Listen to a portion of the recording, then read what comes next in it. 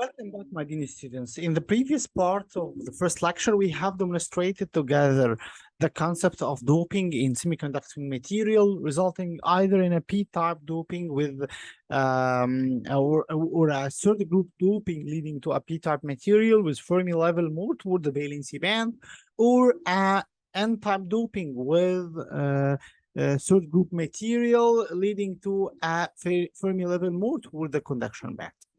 And now the next step is forming a p-n junction. Again, we are going this process as a part of understanding the concepts inside the solar cells.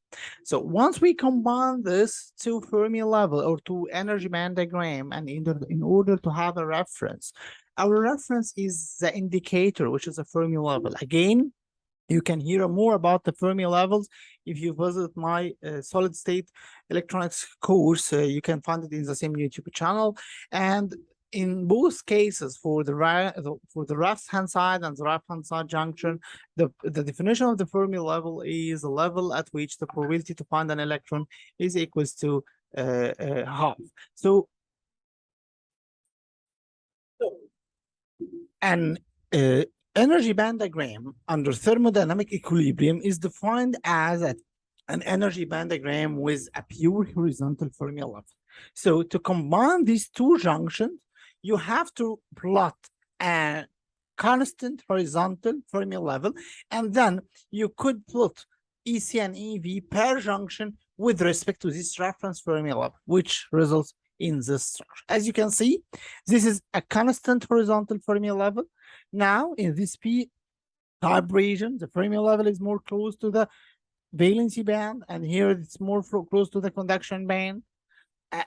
The reverse action is here. Here it's more toward the conduction band and far from the valency band and so on. So this is an p-type region. This is an n-type region.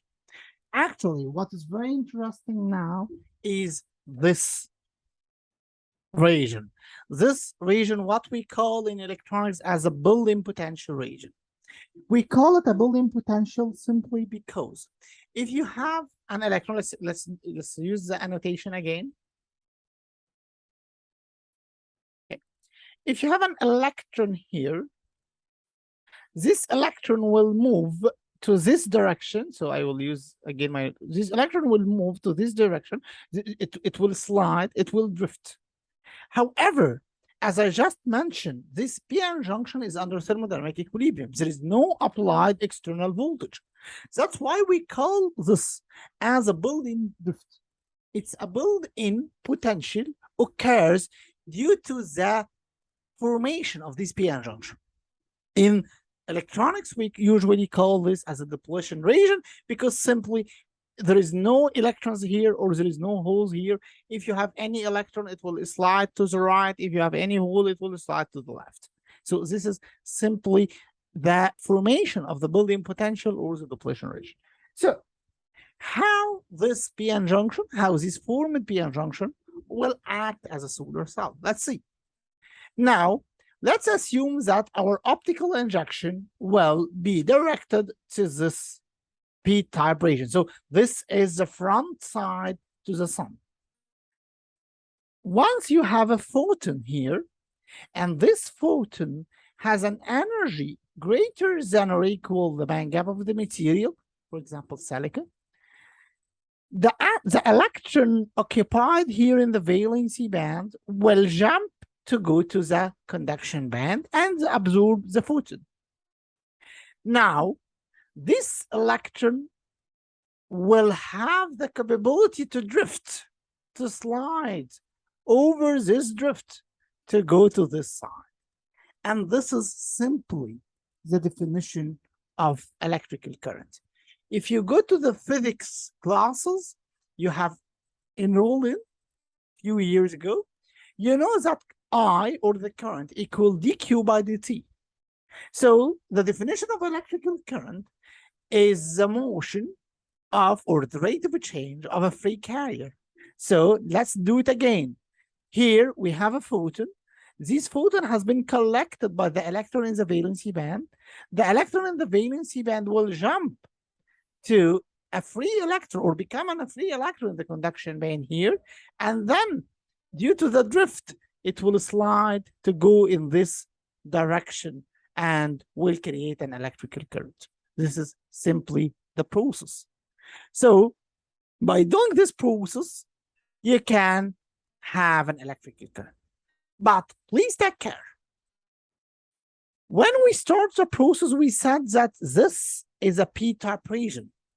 And if you remember our description for a p-type region, we said that in a p-type region where we have a doping of a third group material, the number of holes is greater than the number of electrons.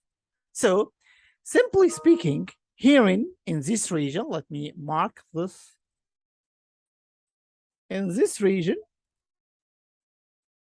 the number of electrons is smaller than the number of holes. So this, let me get, sorry. This created electron is called in semiconductor physics as a minority carrier. Why it's a minority carrier? Because simply it's the number of electrons here is minor with respect to the number of holes in this purple box, as you can see.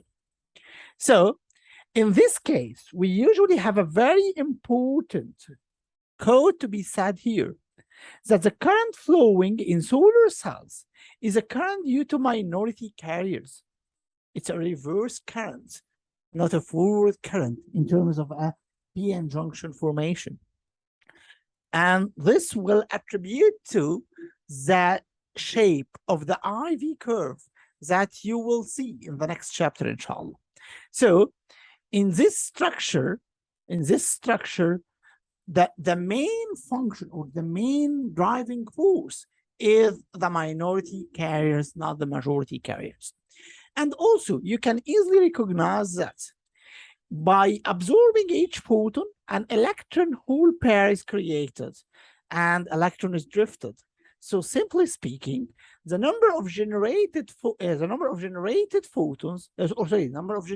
electron is directly proportional to the number of captured or absorbed photons. So the higher the number of photons absorbed, the higher the number of electrons. And as I just said, that the current is equals to dq by dt, or the rate of change of a charge, you can say that the current is directly proportional to the absorption current. That's what is absorption photon, sorry.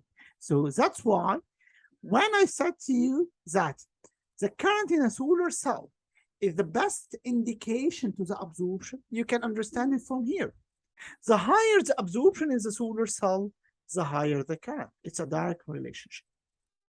So here you can understand that the basic concept of a solar cell is related of a p-n junction with the motion of a minority carrier due to the optical generation using a photon, where the photon energy is equal to or greater than the band gap.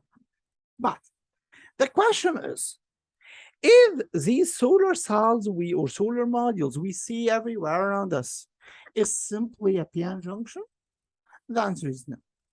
The p-n junction is called the main active region in a solar cell. It is the place, or it is the layer at which the electron-hole pair generation occurs and the carrier transport occurs. However, in order to make a solar cell, you are going to make a huge number of cascaded layers with different functions and with different job description. We are going in the next slides to show or to make some highlight on the function of some of these layers and why we are going to insert these layers in our solar cell. Let's see one of these examples. For example, from the beginning, we have mentioned that we use semiconductors, mainly silicon, as the core for fabricating this p-n junction. So simply, you can make a p-n junction and you can direct this p-n junction to a sum, and herein you could expect some voltage and current to be produced, which is totally correct. However, let's see this example. What if I put silicon directly to a light? Generally speaking, when you have a light beam injected to a layer, usually we call it a thin film or a film of a layer. Or let's call it layer at least. So when we inject a light beam into a layer, there is logically three probabilities to occur. This light can be absorbed in the material, or can be reflected back, or it can be transmitted. For example, if you direct a piece of glass, like for example my medical glass, if you direct this glass to a light beam, you can expect that nearly most of the light will be transmitted. That's why glass is a transmitted material. Roughly, we are considering 92% of the light to be transmitted to the other side. However, if you put a piece of silicon, you can expect that the transmission is minimum, tends to zero. Most of the light will be absorbed or should be absorbed, but still there is a possibility that some of the light will be reflected back. Okay, so this reflection is a parasitic effect in solar cells because simply this is considered losses. Your target is to absorb as much photons as you can. So the higher the reflection, the higher the losses. Is it possible to calculate or to estimate the reflection? Yes, the answer is yes. If you go to this Fresnel's rule, which is a very basic rule in optics, you can estimate the reflection. It says that the reflection is equals to n2 minus n1 over n2 plus n1 all square. The output here is, if you multiply this by 100, it will become a percentage. So it's a ratio to be converted into percentage. The refractive index of air is equals to 1. The refractive index of silicon is around 3.5. In other texts, you can find it 3.9, whatever. If you make this calculation right now in your calculator, you will find that nearly the R will result with about nearly 29%. That's meaning that if you fabricate a silicon solar cell and direct this silicon solar cell directly to a sun, 30% of the incident photon will be lost as a reflected photon. Of course, this is a very big loss because you start with a process with only 70% of the input. You lose in the interface of the material, you lose 30% of your input light. That's why we have to insert another layer in front of solar cells. Of course, and obviously, this layer should be a transparent layer to permit light to go to the solar cell. But also, it should be, or it should reduce this reflection on the solar cell. The best layer to be chosen here is glass. And this is why we do what we call encapsulation process for a solar cell. The encapsulation process, where we insert a glass layer just above the silicon solar cell or the silicon junction, is used to minimize the reflection from the solar cell. Now, if you go and calculate the reflection here, you will find that this 29% will be reduced to nearly 14%. So it's another 50% enhancement in your efficiency. So you gain more 15% and you keep only a losses of 14%. Of course, these losses can be enhanced more and more by using what we call an anti-reflective coating techniques. This anti-reflective coating technology is very famous, not only in solar cells, but also even in glass, in some glasses and medical glasses and other applications where you need to minimize reflection, because typically, as I mentioned, in glass industry, for example, you used to minimize reflection because your target is to maximize transmission. Here in solar cell, our target is to maximize absorption. That's why we need to get rid of the reflection or the reflected beam. That's why we are doing such a technology. But another important factor also related to the absorption and the reflection is what we call the electrodes. Basically speaking, any electronic device should be connected using electrodes in order to be connected to a load. And this is something very basic in electronics. So if I say that, okay, I have a solar cell, this silicon solar cell or whatever, and I need to make this my two electrodes. So very simple. Let me use again my whiteboard if you permit me. Here, and let's make our,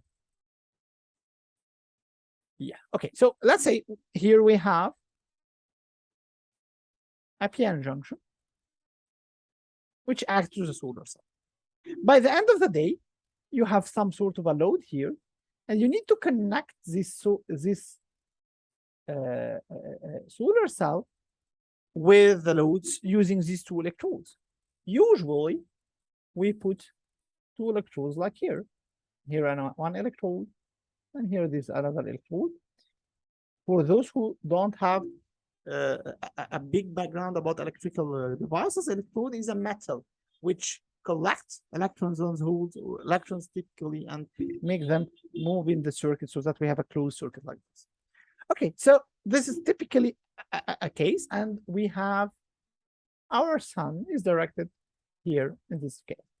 Okay, what is an electrode? This electrode is a metal. The most famous electrode, for example, is copper. So you are going to put this piece of copper on your solar cell on the front contact and on the back or the counter contact, and you will going to make this closed circuit, closed loop, or closed circuit with your load. There is a very important problem here that copper is not a transparent material. So whenever you insert this copper electrode in the front terminal of a solar cell, this will cause what we can call a partial shading to the cell, because simply only this region will be directed to photons, but this region, let's make it in another color, but this region will not be directed to photons because there is an obstacle, which is the electrode. This was one of the big problems facing the solar cell industry in the beginning. Recently, maybe 20 years ago or something like that, a new technology starts to glow up to solve this problem, which we call it transparent conducting of oxides, or what's called the TCOs. The TCOs, or the transparent conducting oxides, is one of the very promising techniques to create a material which is transparent and conductive. So you can use it in the front surface of your solar cell to act as a front electrode, and in the same time, it does the same function as your glass, as an encapsulated front layer, as an anti-reflective coating or ARC. One of the, or two of the most famous TCOs are the ITO, or indium tin oxide, and the FTO, or fluorine doped tin oxide. FTOs and RTO and ITOs are very famous in this application. Okay, let's go to this more and more sophisticated technologies. Another way to enhance the absorption of your solar cell is to use such texture structure. We call this a front structure, anti-reflective coating structure. Usually, this is some sort of nanostructure to be fabricated on the top surface of a solar cell. The principal concept here is when you have an incident light here, this incident light, either it enters the material or it will reflect. if you adjust this triangular texture structure, the reflected beam will be go to another point still in the surface. So you can collect against the reflected beam. That's why it enhances the collection probability of your light beam. And this is one of the most famous. Of course, there's 100, maybe thousands of structure, not only this textured triangular structure, but this is maybe one of the most famous. But if you go to the literature and search under the title of light trapping structure, exactly front light trapping structure, you will find a lot of structures that can act for this purpose. Now we show you some alternative in order to minimize the error coming from the reflected beam, starting from adding an anti-reflective coating in the form of a glass, or it may be a TCO, so that it can also act as an electrode, or it can be a texture structure to collect more and more light. But please don't forget that you still have another source of error, which is the transmission. In solar cells, in conventional solar cells, transmission is not a big deal. It's a very, very, very minimum losses. However, when we turn to the next generation of solar cells, which is thin film technology, in the thin film technology, the main aspect in the design is to minimize the thickness of your active layer. Typically, in terms of number, in conventional solar cells, we are considering up to 200 micrometer PN junction thickness. This 200 micrometer can be shrunk to be in terms of 1 micrometer or maybe less, sorry, whenever you are considering thin film technology. So when you make such a shrink, you add a very important aspect that you decrease the cost, or you reduce the cost of the solar cell, because basically you reduce the volume of a material you are using. However, this introduces a very important problem. This is simply when you reduce this thickness, the probability of transmission increases, because simply you reduce the thickness of an active layer. And you can easily expect that whenever you reduce the thickness of an active layer, the amount of absorbed photon decreases, which means that transmission increases. So in this aspect, absorption in thin film solar cells is significantly lower than absorption in conventional thick solar cells. One of the ways to maximize absorption in thin film technology is to use what's called a light trapping structures. In the light trapping structure, you add or you sandwich your thin film between two light trapping structures, so that when light enter your solar cell, it become trapped. So you trap your light beam. As far as you trap your light beam, you maximize what's called the optical pulse length, and automatically you maximize the efficiency or the capturing absorption efficiency of your solar cell. That's why light trapping structures starts to appear in literature whenever we have thin film technology. Maybe in the conventional silicon solar cells, we don't need to add all these stuff because it's already a thick layer. But please take care that adding such nanostructure as a light trapping structure, not only adding a cost for a solar cell, but also it adds complexity, because usually these nanostructures are very difficult to be fabricated. A third, or generally speaking, the light trapping structure added to the front layer should perform high transparency, which is a very, very important point. I see a lot of master research. Maybe myself, I was examiner to more than 2 or 3 master research who have worked on adding a layer on the front of a solar cell. However, this layer is not transparent enough. Now you have a very big problem concerning the amount of light reaching the active layer. So whenever you add a layer in the front of a solar cell, you have to think about transparency.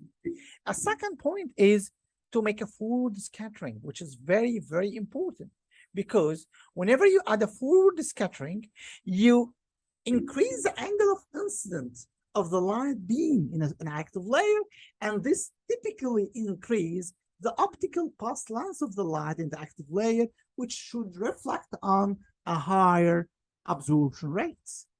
Some additional feature may appear with making some sort of a coupling. For example, Professor Harriet Water in Caltech have introduced a lot of work related to the Weisman-Gary modes, but I would say that this is a very sophisticated level related to the front light trapping structures.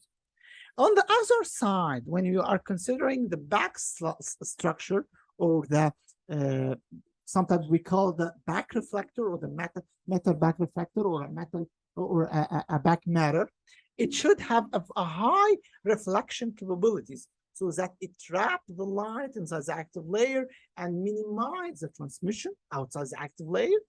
And also, as I mentioned, high reflectivity, backward diffraction. So these are maybe the main two functions for these layers. That's why usually we use mirrors: silver mirror, gold mirror. Something maybe silver is the most famous. Sometimes maybe we can use zinc oxide here with high reflectivity as a back reflector. This can conclude the second generation. So the first generation was typically a standard p-n junction, a fixed standard p-n junction with some layers in the front and on the back. The second layer, or the second generation, was a thin film technology. By the way, this is maybe somehow a little bit outside the focus of the course, but for a thin film technology, we are not going to model this solar cell in terms of a p-n junction. We are going to model it as in terms of a p-in junction. So a p-doped intrinsic and an I-doped layer. Now let's see some examples for a third generation of a solar cell. One of these examples is a Dyson-sized solar cell, which is a typical example for an electrochemical solar cell. Electrochemical solar cell, I mean that the carriers here are, we are using here a dye, a liquid dye, and a liquid electrolyte. That's why it's an electrochemical cell. Okay, it's not only an electrochemical solar cell, but here there is a very important aspect actually introduced by Professor Gratzel when he first introduced or presented this solar cell, I think 1988. The main concept here that you make a very important change with respect to the previous generation.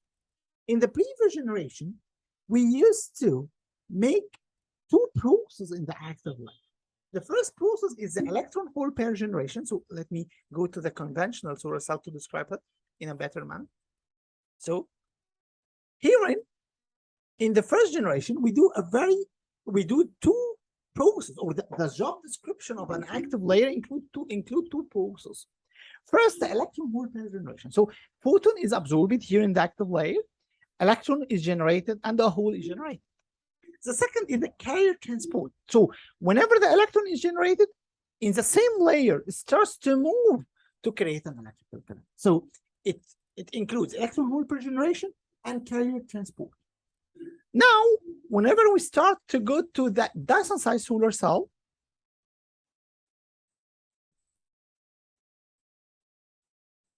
here, yes, you will find the fact that you have dye.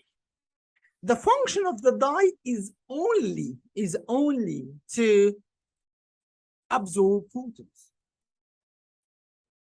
And there is another medium for carrier transport, which is the mesoporous titanium dioxide as an n-type semiconductor material. So here you use two different layers to do the two jobs. Typically the same like in perovskite solar cells, where you have a perovskite layer, which is responsible only for photon absorption.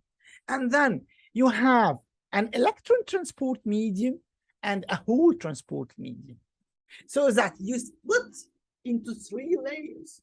A layer for only carrier generation, a layer for electron mobility, which is logically should be an n-type semiconductor material, and a layer for hole mobility, which is should be p-type semiconductor material. So this is the basic difference between, of course, there is a lot to say here about difference and pros and cons of the perovskite with respect to Dyson size solar cell and conventional and thin film, but I just going to brief it because, as I mentioned earlier, this is somehow beyond the interest of this course as a system level course, but I'm just showing you the developing of the generations started from the conventional solar cell, where carrier generation and carrier transport occurs, to organic perovskite Dyson size solar cells, where we have a main absorber, a hole transport medium, and then electron transport medium. So this is conclude chapter 1 about what's inside the solar cell. We will have a practical session to solve some design problem related to this chapter, and then we are going to start chapter 2, dealing with a solar or a PV module, how we can characterize a PV module, how we make a small circuit model for this module, and how we can study the impact of different aspects like temperature, humidity, dust accumulation on a PV module. Thank you very much for your concentration, and see you in the next lecture, inshallah. Bye-bye.